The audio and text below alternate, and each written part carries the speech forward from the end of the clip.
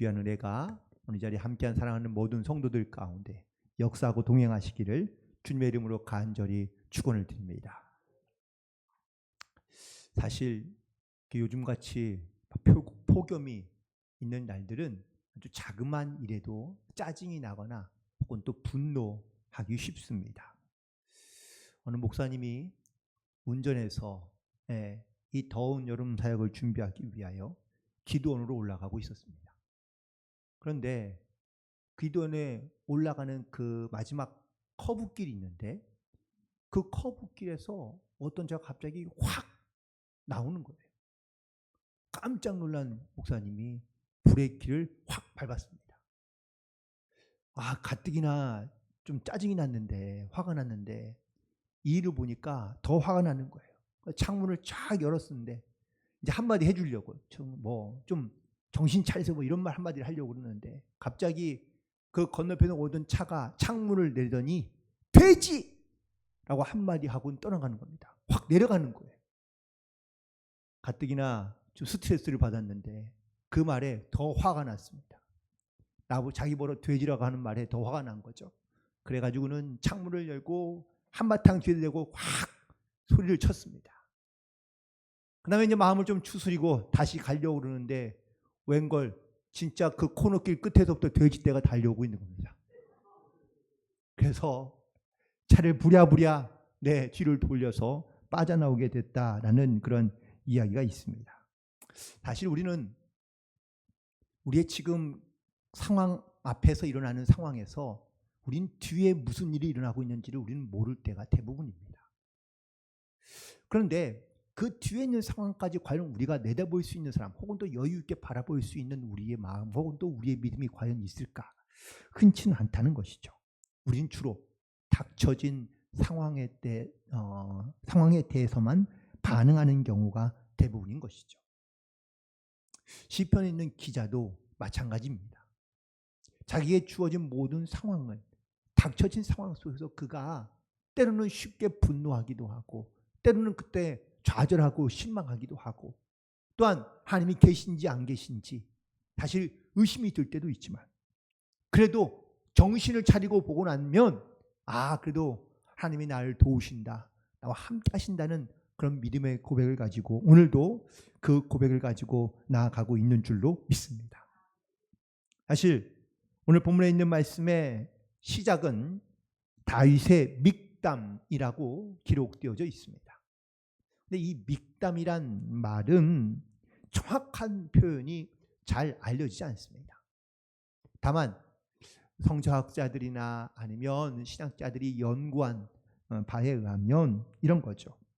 어떤 사건을 겪고 난 다음에 그 깨달음을 얻게 되고 난 다음에 이 시편을 기록했다라고 해서 그런 어떤 다윗의 황금시라고 붙여진 이 믹담이 시편에는 총 6편이 등장하고 있습니다. 대부분 다 자기가 어떤 상황을 겪고 난 다음 그 상황을 겪을 때는 정말 피하고 싶고 숨고 싶고 고통스럽고 어려운데 그 상황이 지나고 나니 그래도 그 중에서 하나님께서 나를 또한 인도하시고 도우시고 함께 하셨구나라는 것을 깨닫게 되고 난 다음에 이 시편을 기록했다라는 것이죠. 제가 오늘 말씀을 묵상하면서 주제로 삼은 말씀은 2절에 있는 말씀입니다. 2절에 있는 말씀 다시 한번 우리 한 목소리로 함께 읽겠습니다. 시작. 내가 여호와께 아뢰되 주는 나의 주님이시오니 주밖에는 나의 복이 없다 하였나이다. 아멘. 다윗도 돌이켜보니 정말 1절에서는 내가 나를 지켜주시고 또한 내가 주께 피하고 싶습니다 라고 말할 만큼 분명 이 다윗에게 어렵고 힘들고 고통스러운 시간과 순간들이 있었다는 것을 충분히 짐작하게 합니다. 그런데 2절을 보니 또한 그 상황을 지나고 난 다음에 깨닫고 보니 내가 주밖에는 의지할 대상이 없고 내가 주밖에는 피할 분이 없구나. 그리고 주밖에는 나의 복의 근원이 없겠구나 라고 고백한 이 믿음의 고백이 결론적인 이야기이기도 합니다. 자, 그렇다면 오늘 이렇게 고백한 이 다윗의 믿음의 고백이 무엇을 의미하고 있는지 함께 은혜를 나누고자 하는데, 첫 번째는 바로 주님께 도움을 요청해야 한다라는 그러한 믿음의 결단이 그 안에 담겨져 있습니다. 특별히 시편 기자인 다윗은 하나님께 특별한 보호를 요청하고 있다는 사실입니다. 하나님이여, 나를 지켜주소서. 지금 적어도 다윗이 어떤 위기에 처했는지는 알 수 없지만 분명한 위기 가운데 있다는 것을 우리는 알 수 있습니다. 그것도 어떤 위기요? 생명의 위협을 받고 있는 그러한 순간이라는 것이죠. 또 10절에 되는 말씀 보니까 내 영혼을 수월에 버리지 아니하시며 주의 거룩한 자를 멸망시키지 않으실 것을 우리가 이 다윗이 고백하고 있는데, 그건 바로 지금 자기가 정말 죽음의 위협 가운데 놓여 있는 상황이라는 것을 바로 고백하고 있는 말씀입니다. 또 하나의 그의 위기가 있는데 1절에도 다시 돌아가면 내가 죽게 피하나이다 라고 고백하고 있습니다. 왜 죽게 피할 수밖에 없는 상황이 되었을까? 때로는 이 다윗이요, 자기를 쫓아오는 사울의 위협을 피하여 성전 안으로 숨어 들어갔던 적도 있고, 심지어 그는 정말 이스라엘의 적대국인 블레셋 사람에게도 들어가서 살았던 적도 있던 것을 우리가 기억하고 있습니다. 그런데 오늘 이 시편의 기자인 다윗이 자기가 정말 피할 길을 찾아, 또한 하나님이 나를 지켜주실 것을 그가 소망하는 가운데 이 생명의 위협 가운데 절실하게 하나님 앞에 도움을 요청하고 있는 모습을 볼 수 있다라는 것이죠. 우리도 살아가면서 하나님 앞에 도움을 청할 때가 많습니다. 하나님, 나의 생명도 호흡도 지켜주시고, 또한 내가 어려운 일을 당할 때 피할 길을 하나님 나에게 허락하여 주옵소서라고 이렇게 우리가 기도할 때가 얼마나 많은지 모릅니다. 그때마다 하나님께서 우리 가운데, 우리의 기도 가운데 하나님께서 들으시고 응답하시고 역사해 주셔서 하나님께서 우리 가운데 때로는 피할 길도 내주시고, 또한 그 상황 속에서 우리가 어떻게 해야 될지를 깨닫게 하시는 하나님의 귀한 은혜가 반드시 있게 되는 줄로 믿습니다. 우리가 이 믿음을 가지고 우리가 주께 고백하며 간구할 때 주님께서 내 복이 되어주고, 또한 나의 돕는 자가 되어주셔서 우리에게 필요한 하나님의 뜻을 따라 우리 가운데 역사해 주시는 줄로 믿습니다.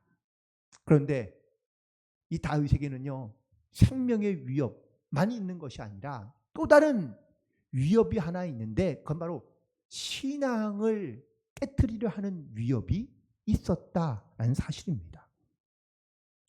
오늘 말씀 가운데 4절에 있는 말씀 보시면 다른 신에게 예물을 드리는 자는 괴로움이 더할 것이라.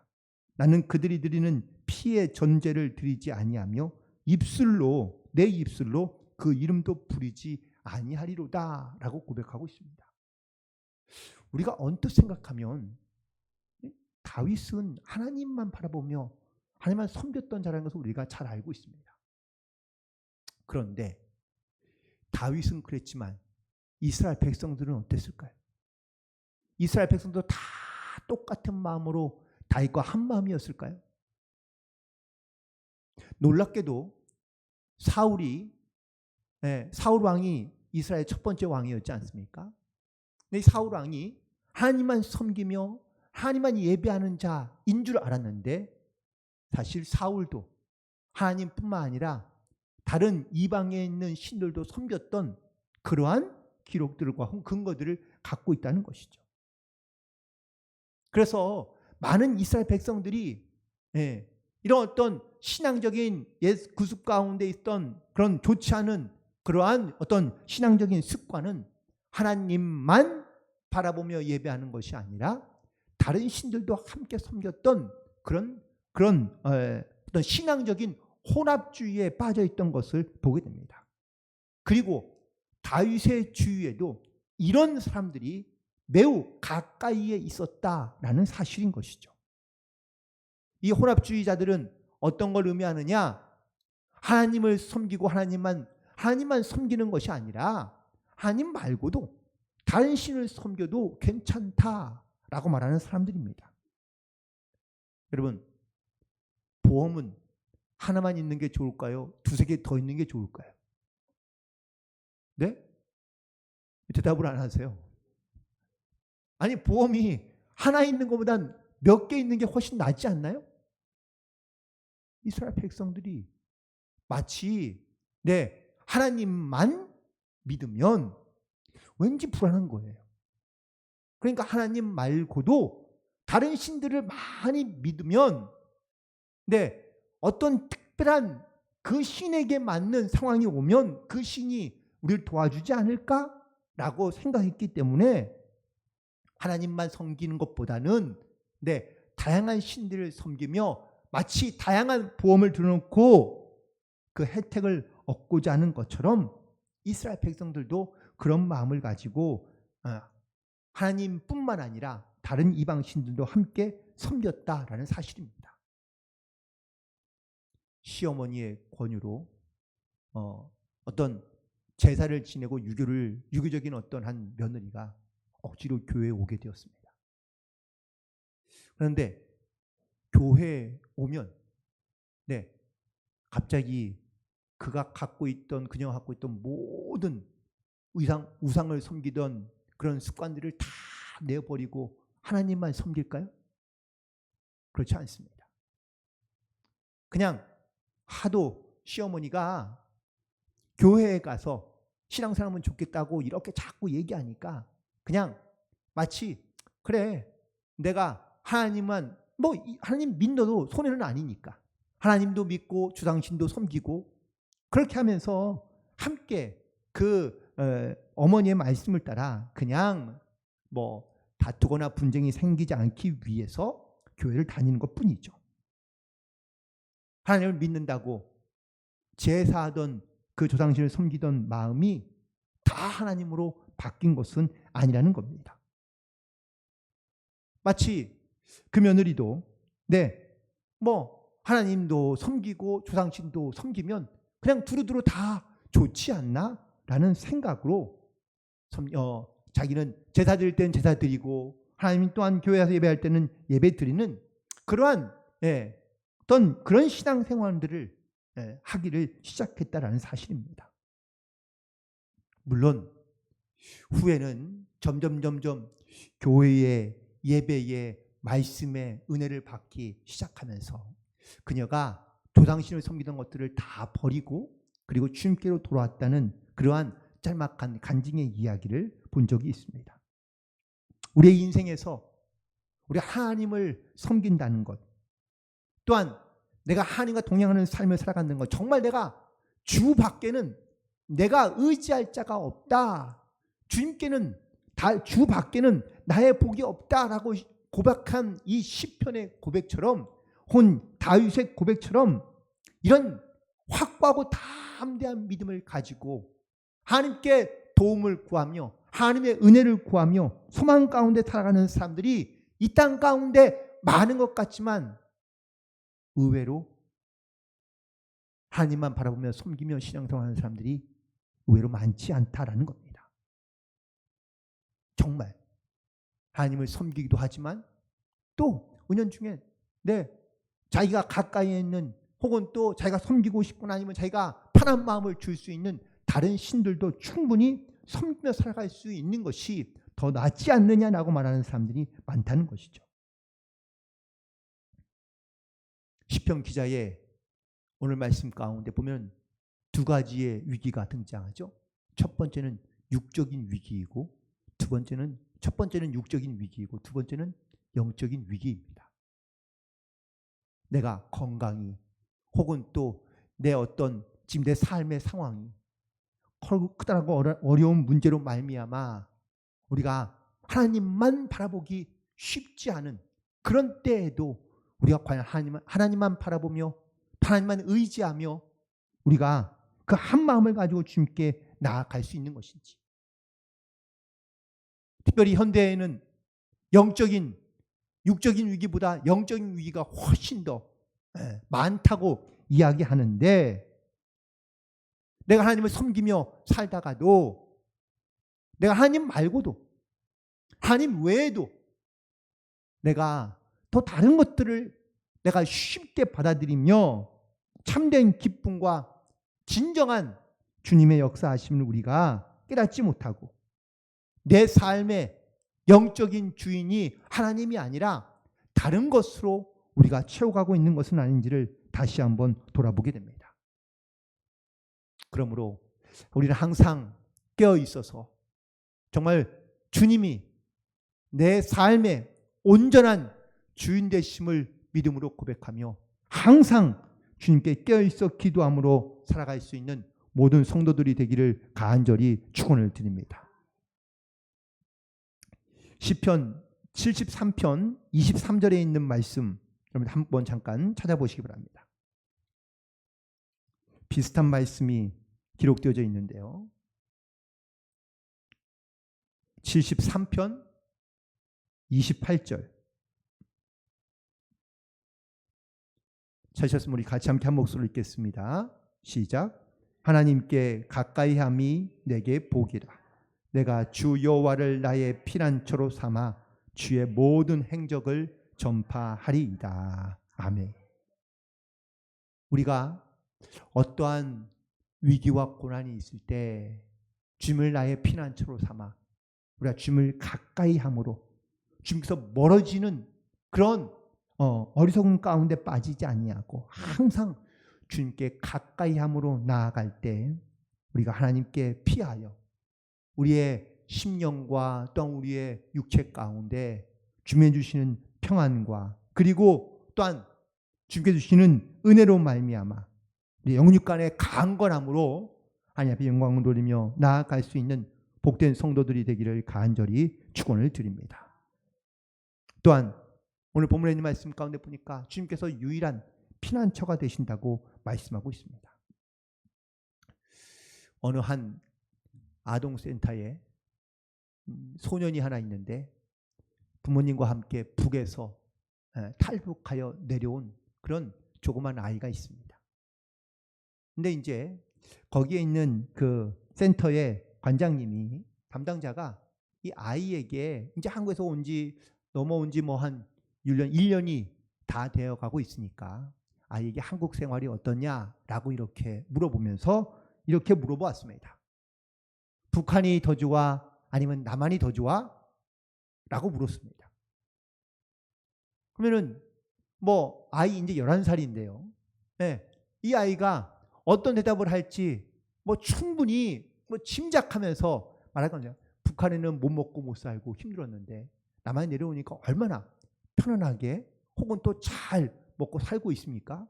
그래서 이 아이에게 이런 어떠한 뭐 당연한 대답처럼 물어본 것이죠. 근데 이 아이가 놀랍게도 북한이 더 좋다는 겁니다. 그래서 너무 놀라서 다시 물어봤습니다. 아니 진짜? 그리고 그 이유를 물어봤습니다. 왜? 지금 너 남한에 와서 자유도 누리고 그리고 뭔가는 좀 잘 먹고 편하게 살고 있는데 왜 북한이 더 좋아? 라고 물어봤더니 이 아이가 하는 이야기가 한국은 놀 데도 없고 놀 사람도 없다는 겁니다. 밖에 나가보면 놀 만한 장소도 즉 뭐 북한에 있을 때는 뭐 개울에 가서 멱도 감고 개울 수영도 하고 고기도 잡고 산에 놀러도 가고 먹기 좀 자유롭게 자기가 막 뛰어놀 수 있는 공간들이 많았는데 한국에 오니까 놀 데가 없다는 거예요. 두 번째는 친구가 없습니다.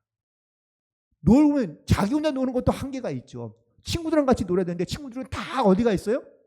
학원에 가 있죠. 그리고 어디 딴 데 가 있죠. 이러면서 아이들과 놀 수 있는 곳이 하나도 없다. 놀 수 있는 친구도 아무도 없다는 겁니다.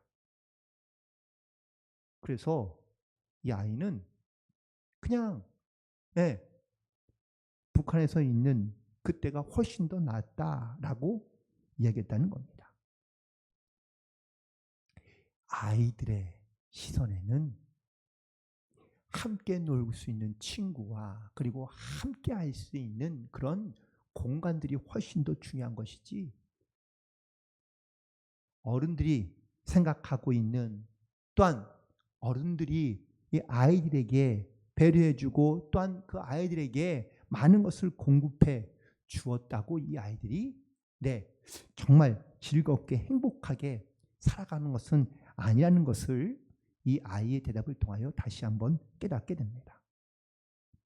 고난이 닥치고 혼란이 닥쳐올 때마다 우리는 하나님을 찾습니다. 이유는 하나님이 나의 피난처가 되시기 때문입니다. 그런데 우리는 습관적으로 하나님을 찾을 때가 많습니다. 다시 말하면 어려운 일이나 힘든 일이나 고난의 문제가 도움이 필요할 때가 돼야 우리가 하나님을 찾는 경우가 많다는 것이죠. 시편 기자는 오늘도 주님을 찾고 있습니다. 그가 하나님께 피할 곳을 찾고 또한 하나님께서 나를 지켜주실 것을 그가 하나님 앞에 간구하며 기도하고 있는데, 그가 이렇게 기도하고 간구하는 이유는 그가 하나님이 왜 나에게 필요한지를 너무나 절실하게 깨닫고 고백하고 있기 때문인 것이죠. 하지만 그런 다윗도 조금 편안해지고 자기의 삶의 문제들이 자그라들고 혹은 또 편안한 삶을 유지하기 시작하자 그도 죄를 짓는 그러한 어리석은 일을 했던 것을 우리는 기억하게 됩니다. 어떤 의미에서 본다면 정말 우리가 하나님을 찾고 하나님을 의지하며 하나님 앞에 우리가 붙들어 살아간다는 것, 내가 평안하고 평탄하며 아무런 염려와 근심 없이 살아가는 것이, 이것이 과연 정말 하나님께서 기뻐하시는 일일까?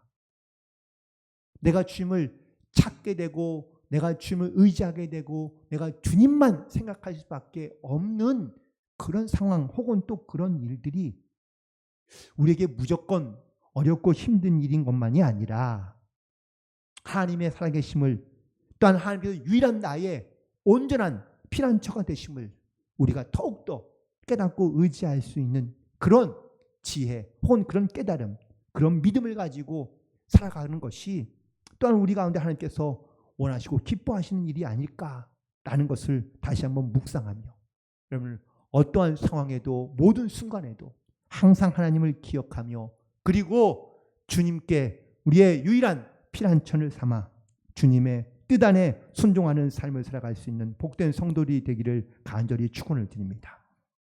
그리고 세 번째는 바로 내가 주님께 주밖에는 나의 복이 없다라는 이 믿음의 고백 가운데 담겨진 다윗의 고백은 내가 다시는 요동하지 않겠다라는 믿음의 고백이기도 합니다. 지금 다윗은 생명의 위협, 즉 육체의 위기가 있고 영적인 위기, 신앙의 위기를 지금 경험하고 있는 것이죠. 그때 이 다윗이 자기의 모습과 혹은 자기의 신앙을 돌이켜보니 내가 이 시험과 혹은 또 이 고난으로 인하여 내가 흔들리고 있는 것은 아닌가라는 것을 돌아보게 되었다라는 사실입니다. 그래서 그는 어떠한 고난에도 요동하지 않겠다고, 흔들리지 않겠다는 것을 결단하게 되는데, 오늘 본문 8절에 있는 말씀 보시기 바랍니다. 내가 여호와를 항상 내 앞에 모시며 그가 나의 오른쪽에 계심으로 내가 흔들리지 아니하리로다. 여러분, 우리가 주님이 내 앞에 계시고 주님이 나의 오른쪽에, 오른손에 주님께서 붙잡아 주신다면 우리가 요동하지 않고 흔들리지 않는 그러한 믿음과 담대함을 가지고 살아갈 수 있게 되는 줄로 믿습니다. 쓸데없는 이야기와 주제를 가지고 질문하는 학생이 하나 있습니다. 그의 질문이 이거였습니다. 목사님, 하나님은 오른손잡이에요? 왼손잡이에요? 라고 물어보더라고요. 그래서 뭐라고 대답할게요? 하나님은 오른손을 주로 쓰신단다 라고 이렇게 얘기했습니다. 왜냐하면 성경에는 주로 주의 오른손이 등장하기 때문이죠. 그런데 정확하게 표현하면 하나님은 양손잡이일 것 같습니다. 오른손도 왼손도 마음껏 쓸 수 있는 하나님. 그런데 우리는 주손이 있잖아요. 주발도 있고. 이 주손과 주발이 우리는 주로 움직이는 것들이죠. 그리고 여기에 힘이 있고 능력이 있다고 생각을 합니다. 여러분, 다윗은 오른손잡이였을까요? 왼손잡이였을까요? 네? 양손잡이라고요? 네, 오른손잡이입니다. 그가 오른손으로 돌팔매질을 했기 때문이죠. 사실 그런데 다윗이 오른손잡이냐 왼손잡이냐 이게 중요합니까? 그게 아니잖아요. 우리는 하나님 앞에 우리의 신앙과 믿음을 내어놓으며 나아갈 때 우리는 주로 어떤 너무 지나치게 보여지는 현상에 우리가 속을 때가 종종 있습니다. 주로 내 신앙이 주로 언제 흔들린다고 생각하십니까? 네, 주어지는 상황을 볼 때마다 내 눈에 보일 때마다 우리는 흔들릴 때가 많지 않습니까? 입으로는 주님이 내 안에 계시니, 주님이 내 앞에 계시니, 내 곁에 계시니 라고 우리가 끊임없이 기도하지만 우리는 어쩔 수 없이 눈에 보이는 현상이 있을 때 우리는 흔들리고 요동치는 경우가 있는 것을 우리는 고백할 수밖에 없습니다. 눈 껌뻑이지 않는 사람은 없습니다. 그러나 우리가 항상 나를 붙들어 주시고 내 앞에서 나와 함께 하시는, 내 오른쪽에 계시고 왼쪽에도 계시고 언이라 계시는 그 주님께서 함께 하신다면 우리가 흔들리지 않는 믿음을 가지고 나아갈 수 있는 줄로 믿습니다. 항상 주님이 나와 함께 하신다는 이 믿음의 고백을 가지고 주님 앞에 더 가까이, 그리고 영적인 이 확신을 가지고 어떠한 상황에도 흔들리지 않는 담대한 믿음을 가지고 살아가는 그러한 모습이 바로 주밖에는 내 복이 없다라고 고백한 그런 시편 기자의 고백인 줄로 믿습니다. 그리고 마지막으로 오늘 이 고백 가운데는 주님의 주시는 평안이 나와 함께하고 있다는 것을 선포하고 있는 이야기입니다. 11절에 있는 말씀 마지막 절인데 우리 같이 함께 한 목소리로 읽도록 하겠습니다. 시작. 주께서 생명의 길을 내게 보이시리니 주의 앞에는 충만한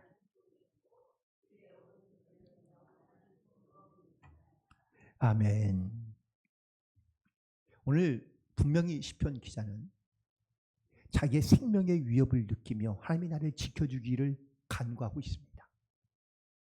그는 영적인 위기와 어려움이 있을 때 마음이 심란하고 불편하고 혹은 또 이런 어떤 흔들림 가운데 요동치고 있을 그때에 주님께서 내 앞에 계시고 내 곁에 계시니, 또한 이 말의 고백 가운데는 주님께서 나에게 생명의 길을 보이시고 또한 그의 오른쪽에는 영원한 즐거움이 있다는 이 믿음의 고백으로 그 마음이 평안해지고 그 마음이 또한 하나님의 그 은혜를 누리며 또한 내가 그 은혜 속에서 복된 삶을 살고 있다는 것을 깨닫고 그는 다시 한번 하나님 앞에 진실한 믿음의 고백을 가지고 나아가게 된 줄로 믿습니다. 만약에 주님께서 내 길을 인도하시고 나와 함께 하시고 또한 나와 동행하신다는 사실을 내가 깨닫게 되면 우리 마음 가운데는 당연히 하나님이 주시는 그 기쁨으로 또한 하나님이 주시는 그 소망으로 믿음으로 우리가 안정되고 평안한 삶을 살아갈 수 있는 줄로 믿습니다. 하지만 주님이 주시는 평안이 내게 없다면 우리는 금방 불안해지고 염려가 가득해지고 혹은 또 혼란과 혼돈 가운데 빠질 수밖에 없는 것이죠. 그래서 시편 기자는 주는 나의 주님이시오니 주 밖에는 나의 복이 없다는 이 분명하고 명확한 사실을 담대하게 선포하고 있는 겁니다. 주님이 나의 주님이실 때 내 삶에 기쁨이 있고, 그리고 주님 안에 영원한 즐거움이 있다는 것을 그는 너무나도 잘 알고 있고, 또한 그 영적인 체험을 통하여 오늘 이 시편의 고백으로 하나님께 영광을 돌리고 있는 줄로 믿습니다. 베드로가 예수님을 구주로 영접하고 예수님을 자기의 인생의 스승으로 삼아 그가 예수님과 더불어 동행하며 3년을 살았지만, 하지만 그에게는 아직도 여전히 흔들릴 수밖에 없는 부분들이 있던 것이죠. 결국 그에게 생명의 위협을 가해오자 그는 예수님을 부인하고 도망갑니다. 생명의 위협을 가했을 때 나중에 그가 깨닫고 회개하지 않습니까? 그건 바로 자기는 영적인 어떤 이러한 담대함이 그에게 없던 것이죠. 영적인 위기가 찾아오면 쉽게 예수님을 부인할 수 있었던 것이 바로 베드로의 자기의 모습이었고, 혹은 또 자기의 경험과 지식이었던 것이죠. 하지만 이랬던 베드로가 성령으로 충만하고 만 다음부터는 그가 어떠한 위기나 고난과 어려움이 찾아와도 그는 항상 그 주님을 기억하며, 또한 그 주님을 사랑하며, 그리고 그 주님이 주시는 평안과 기쁨이 충만함으로 말미암아 그가 가는 곳곳마다 놀라운 복음의 역사들이 나타나게 된 줄로 믿습니다. 아마 제자들에게 누구라 물어보진 않았지만 그들에게 다 똑같은 신앙의 고백이 하나 있었다면, 오늘 이 시편 기자의 고백처럼 주 밖에는 나의 복이 없다는 아마 이 믿음의 고백들이 모든 제자들 가운데, 성령을 체험한 모든 사람들 가운데 있었던 믿음의 고백인 줄로 믿습니다. 오늘도 우리에게 이런 믿음의 고백이 있게 되기를 간절히 소망합니다. 정말 내가 주님 밖에는 나의 기쁨이, 나의 즐거움이, 나의 복이 없음을 우리가 믿음으로 고백하고 결단하여 주님께서 참된 구원자이시며 또한 내 소망과 그리고 내 모든 삶의 주인 되심을 진정으로 고백하여 하나님이 뜻하시고 원하시며 우리를 통해 이루고자 하시는 놀라운 하나님의 선하신 계획들이 저와 여러분의 삶의 증거들로서 나타나고 선포될 수 있게 되기를 간절히 소망하고, 오늘도 이 믿음의 고백을 가지고 담대하게 승리하며 나아갈 수 있는 그런 저와 여러분이 되기를 주님의 이름으로 간절히 축원을 드립니다. 기도하시겠습니다.